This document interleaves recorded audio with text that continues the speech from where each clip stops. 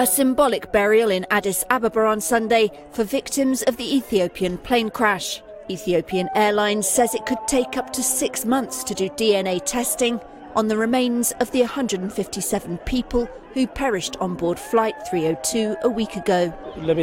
This friend of deceased cabin crew Getachew Nagatu hopes the ceremony brings closure for the husband and baby she left behind.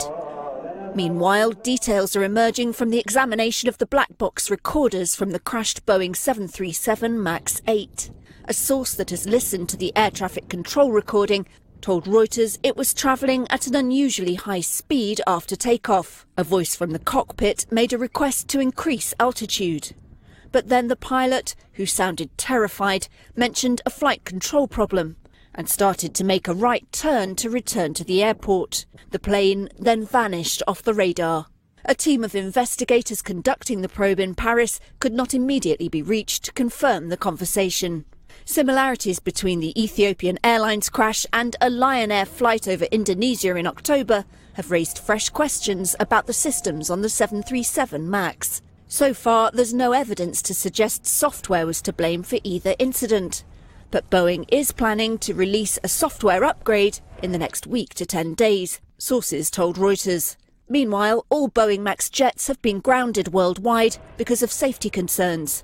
The Ethiopian Minister of Transport says given the circumstances, identifying the small remains found will be challenging. Disaster victim identification will be carried out using reliable, scientific and international standards.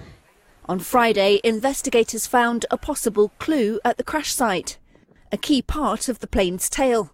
The horizontal stabiliser is reportedly set in an unusual position, similar to that seen in the wreckage of the Indonesian MAX 8. The position of the stabiliser could help determine whether the plane was set nose down for a steep dive. Back in Addis Ababa, families and friends were focused, for now at least, on honouring their dead.